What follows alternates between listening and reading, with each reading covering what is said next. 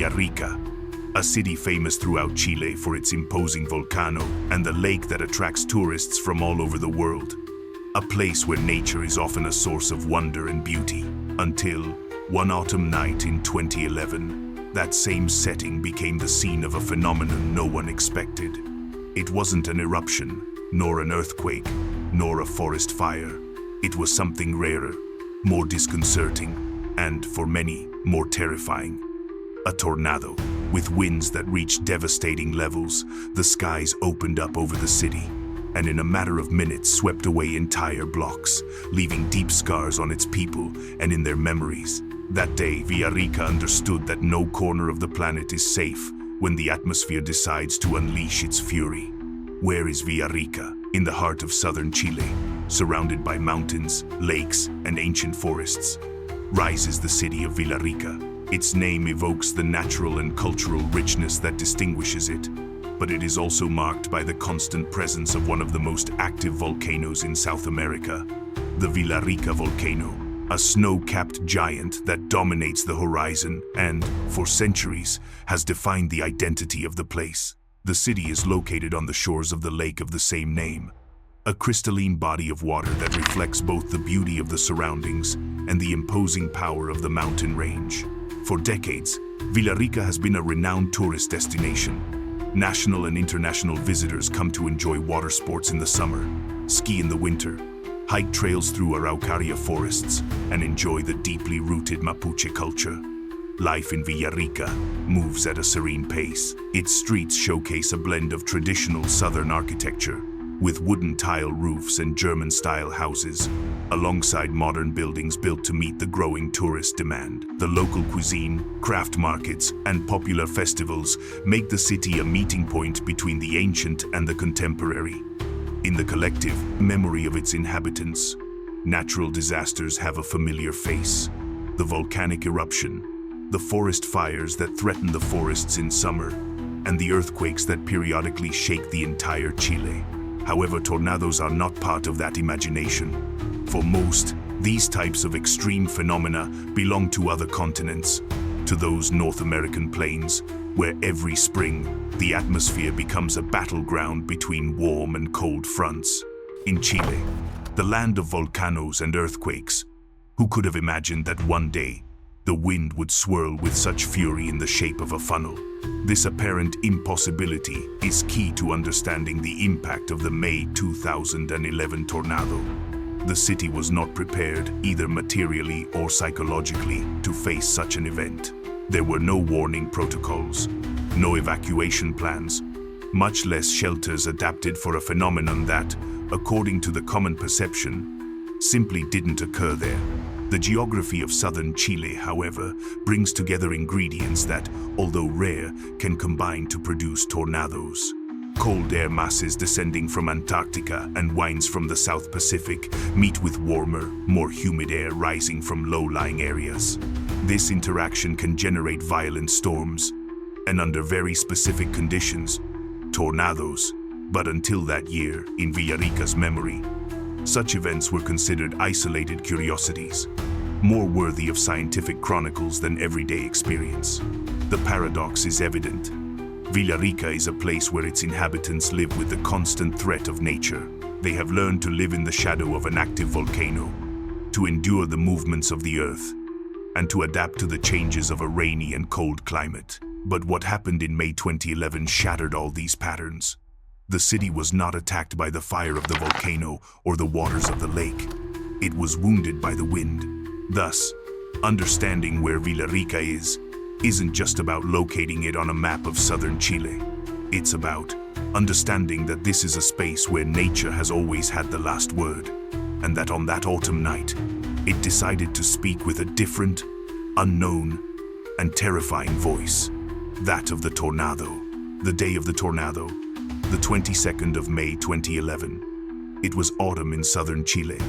Temperatures were slowly dropping, and the rain, common in the area, heralded the arrival of the colder months. Villarrica was wrapped up in its Sunday routine, a day spent between families gathered together, tourists still strolling along the lakefront, and merchants closing their shops with the tranquility of those waiting for nothing more than another rainy night. No one suspected that this day would go down as one of the strangest and most terrifying in the city's recent history. In the hours before, a cold frontal system had moved from the Pacific Ocean toward the south of the country. The atmosphere was thick with moisture, a result of the constant rains of the previous days. Meteorologists were talking about instability, but none anticipated what was coming. For residents, it was just another storm in a region accustomed to the vagaries of the weather. Around 9 o'clock at night, clouds began to darken the sky with unusual intensity.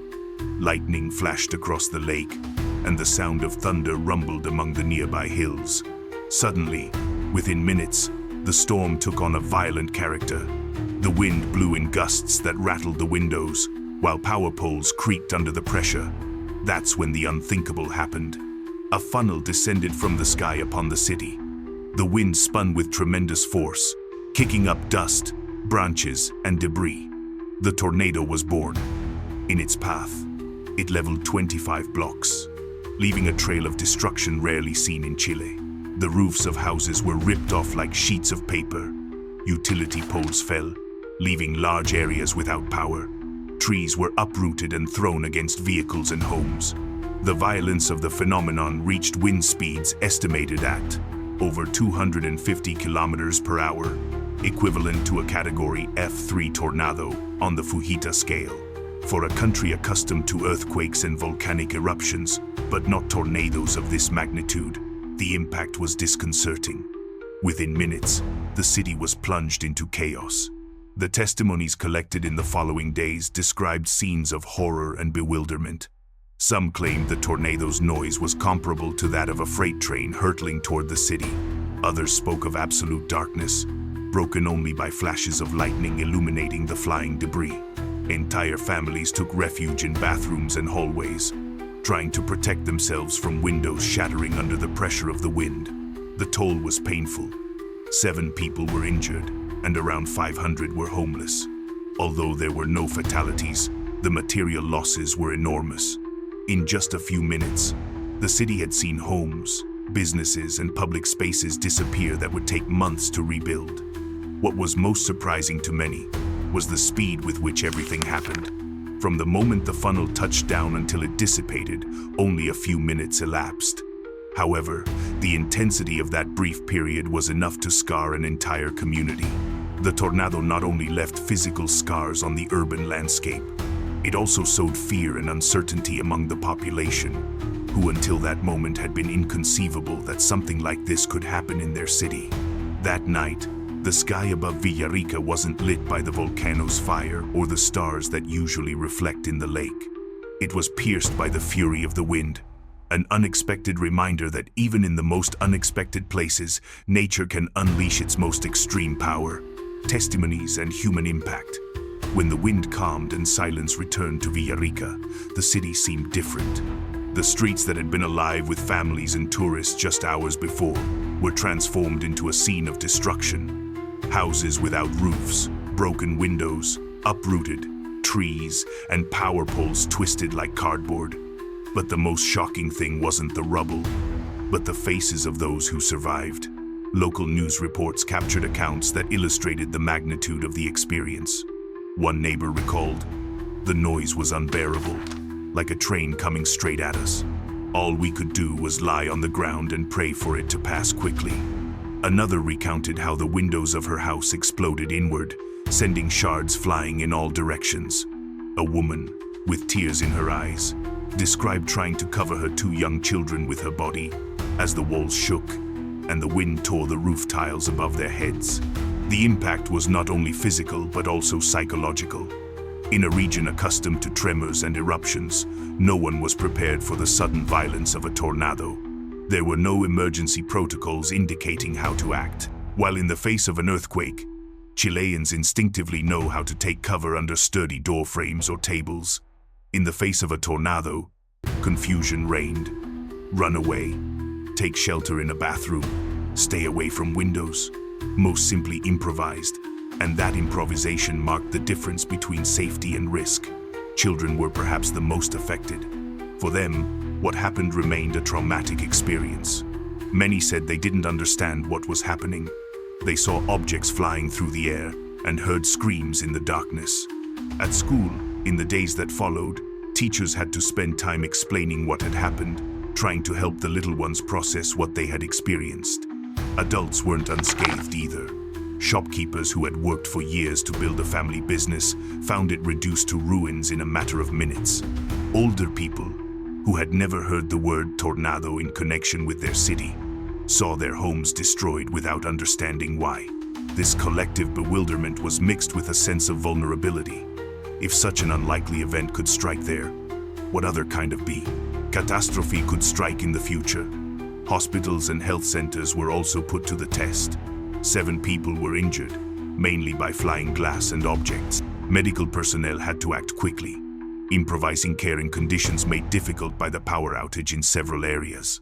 Although the injuries were not fatal, they served as a reminder of how close the tragedy came to turning into mourning. In the days that followed, solidarity was evident. Neighbors helped remove debris, shared food, and offered shelter to those who had lost their homes. The sight of entire families working together, erecting makeshift walls and covering roofs with plastic sheeting, demonstrated the resilient spirit of a community battered but not defeated. However, the emotional impact persisted far beyond the physical reconstruction.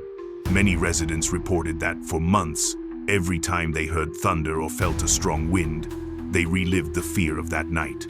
The tornado had left an invisible scar, the loss of a sense of security. The story of Villarrica after the tornado cannot be understood only in terms of destroyed houses or devastated blocks. It is a shared experience that transformed the residents' relationship with their surroundings. That night, they discovered that even in a country accustomed to disasters, a new phenomenon can always shake not only the foundations of the city, but also the souls of those who live there. How does a tornado form in Chile? To understand what happened in Villarrica that May night in 2011, it's necessary to examine the science behind tornadoes.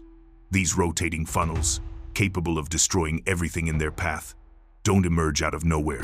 They are the result of a series of atmospheric ingredients that, when combined in the right proportion, give rise to one of nature's most extreme phenomena.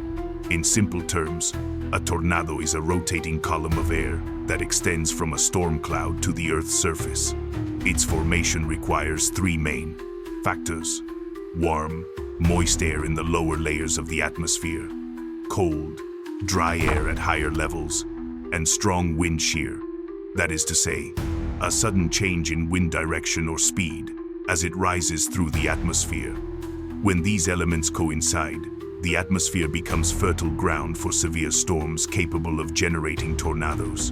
In Chile, although most people associate these phenomena with the North American plains, the conditions for their occurrence also exist. The key lies in geography and the collision of air masses. From the south of the continent, cold, dense air advances toward Patagonia and the southern region. At the same time, warmer, more humid air masses rise from the north and center of the country. Amid this collision of systems, low pressures entering from the Pacific provide additional energy. In Villarrica's case, the stage was set. It was autumn. The atmosphere was saturated with moisture from days of persistent rain, and a cold front was moving in from the ocean. This contrast between warm, humid air near the surface and cold air aloft, combined with strong winds at different levels, favored the storm's rotation. The result was a supercell, a rare type of storm in Chile, but capable of generating intense tornadoes. Specialists agree that the topography of southern Chile also plays a role. The Andes mountain range, along with the area's lakes and volcanoes, can channel and redirect winds, increasing instability. While tornadoes are less common in the country than in North America, they are not impossible. In fact, there are historical records confirming their occurrence, although they tend to be relegated to local rather than national memory. The Fujita scale, used to classify tornadoes based on wind intensity and damage, places the Villarrica tornado in the F3 category. Winds of between 250 and 290 kilometers per hour, capable of tearing off entire roofs, toppling large trees, and destroying weak buildings. For a city that had never faced anything similar, the magnitude was disconcerting. The big question is, was it preventable? Meteorologists point out that, although tornadoes cannot be avoided, they can be detected with more advanced early warning systems. In countries like the United States, constant storm monitoring allows the population to be warned minutes in advance. In Chile, on the other hand, surprise is the norm. In 2011, Villarrica lacked weather radars capable of identifying rotating storms. Therefore, the tornado appeared without warning, catching everyone off guard. The events in Villarrica made it clear that Chile is no stranger to global atmospheric dynamics. Although these are rare phenomena, these conditions are present and could recur. Understanding how tornadoes form in the country is not only a lesson in meteorology, but also a wake-up call. Even in the most beautiful and seemingly tranquil landscapes, the atmosphere can conceal the seeds of a devastating storm. A one-off event? Other tornadoes in Chile. The Villarrica tornado in May 2011 shook the country's collective conscience. For many, it was such a strange event that it seemed like an unrepeatable atmospheric accident. However, Chile's meteorological history shows that it was not an isolated incident. Although rare, tornadoes have visited various Chilean cities over the decades, leaving behind a mark that is difficult to forget. One of the first large-scale earthquakes dates back to 1934 in Concepcion. At that time, the capital of Concepcion was hit by a Category F3 tornado, with winds that devastated entire neighborhoods. Chronicles from the time describe ripped roofs, toppled centuries-old trees, and hundreds of people affected. For a city accustomed to facing earthquakes, the fury of the wind represented an unusual threat. Decades later, in 1981, the town of San Carlos, in the Ñuble region, experienced a similar phenomenon. A tornado ripped through rural areas, destroying sheds, homes, and crops. Although less documented than the one in Concepcion, this episode confirmed that southern Chile has conditions that occasionally give rise to these extreme events. San Carlos would experience another tornado in 2013 in almost the same area, raising concerns about the possibility that certain places are more prone to experiencing them. Villarrica, in 2011, joined this list, reminding the country that no region is completely immune to atmospheric fury. More recently, in 2019, the city of Los Angeles was the scene of a tornado that struck the urban area with force, destroying more than 200 homes. This event, widely covered by the press and recorded by dozens of cell phones, was striking due to the clarity with which the funnel formation could be observed. The images quickly went viral, showing the world that Chile can also be the scene of destructive tornadoes. Even Puerto Varas, in 2025, recorded an EF1 tornado, a less intense but equally significant phenomenon because it confirmed that the pattern continues to repeat itself in different parts of the south of the country. What makes these cases special is their rarity. Compared to the hundreds of tornadoes that affect the United States each year, Chile has only recorded a handful in several decades. However, the growing number of recent reports raises a troubling question. Are more tornadoes occurring, or are they simply now more easily recorded thanks to cameras and immediate social media coverage? Experts suggest a combination of both explanations. On the one hand, access to technology allows any citizen to document such a phenomenon in real time, something that in the past depended on journalists or researchers. On the other hand, climate change is altering atmospheric patterns across the planet. The intensification of frontal systems, greater atmospheric instability, and increased temperature contrasts could be favoring the emergence of more severe storms, even in places where they were previously rare. Thus, the Villarrica tornado should not be understood as an isolated anomaly, but rather as part of a short but significant history of similar phenomena in Chile. Each case, from Concepcion in 1934 to Puerto Varas in 2025, serves as a warning. The country is not immune to tornadoes. Ignoring them would be a mistake. Recognizing them as part of the range of natural threats is the first step in preparing for future episodes.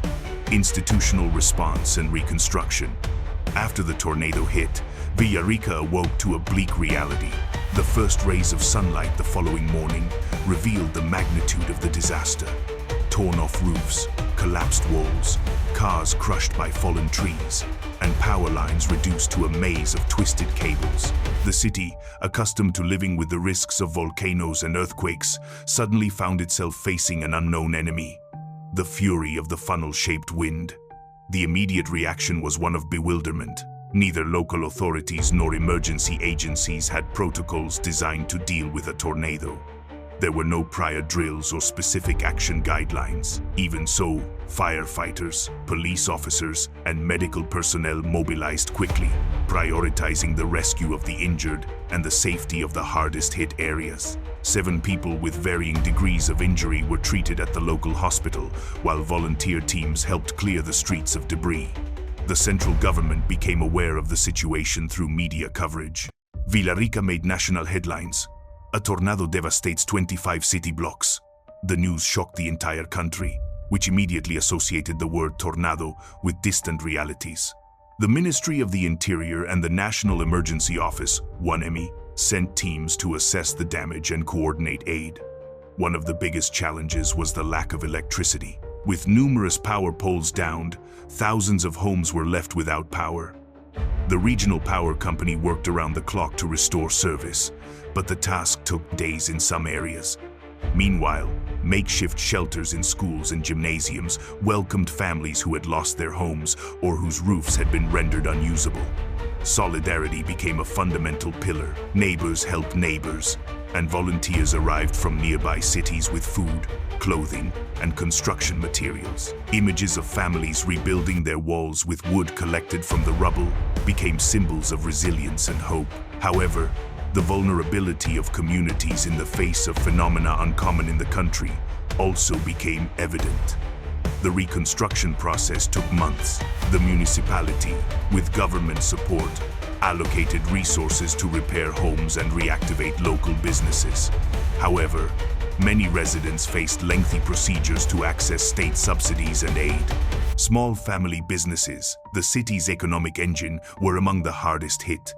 Destroyed premises, lost merchandise, and accumulated debt made it difficult to return to normal. Beyond the material impact, the tornado sparked a debate about institutional preparedness for unusual disasters. Experts called for investment in weather radars capable of detecting storm rotation in real time, as well as in educational campaigns to teach the public how to react during such an event. There was even discussion about incorporating tornado protocols into civil protection plans, something unprecedented in Chile until that point. Villarrica managed to rebuild, but the process wasn't just physical. The experience forced its residents and authorities to rethink their relationship with nature. It was no longer enough to simply be alert to the volcano or the earthquakes. They had to accept that the weather could also turn against them in unpredictable ways. The city survived, yes, but with the certainty that nothing guarantees absolute safety when the atmosphere decides to show its most violent face. The Villarrica tornado in May 2011 wasn't simply an isolated bout of destruction. It was a warning, a reminder that nature never limits itself to the patterns we think we know. In a country accustomed to living with earthquakes and volcanoes, the funnel-shaped wind erupted like an unexpected force, capable of shattering an entire city's notion of safety. The images of ripped-away roofs, families sheltering in bathrooms and hallways, and frightened children unable to understand what was happening are part of a memory that still resonates among the residents of Villarrica today. But this event is also connected to a broader story, that of a planet that, amid climate change, is seeing extreme events become more frequent and intense. The science is clear. Global warming doesn't just raise temperatures, it alters atmospheric patterns, intensifies frontal systems, and increases the energy available in the atmosphere. In other words, it creates a scenario where more violent storms can develop even in places where they were previously rare. Chile, with its diverse geography and location in a transitional climate zone, is no exception to this trend. For the population, the lesson is twofold.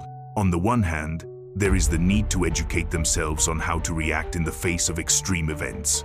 Seek shelter away from windows, protect themselves in small, firm spaces, and remain calm. On the other, There is the importance of keeping the collective memory of what happened alive. Forgetting what happened in Villarrica would be paving the way for a repeat of history without preparation. The final reflection is forceful. There are no safe places when the atmosphere decides to unleash its fury. Villarrica learned this that autumn night, and in that lesson lies a message for everyone. We must be prepared, not only for the probable, but also for the unexpected. Nature is unpredictable, but our ability to adapt and learn can make the difference between tragedy and survival. And if you want to continue exploring these stories of wind power, of tornadoes that have shaped communities around the world, and of the mysteries of the weather we're still trying to unravel, I invite you to subscribe to Extreme Tornado, the channel where nature shows its most powerful side and we seek to understand it. Don't miss what's coming up, because the next chapter of the sky could be written anywhere, even yours.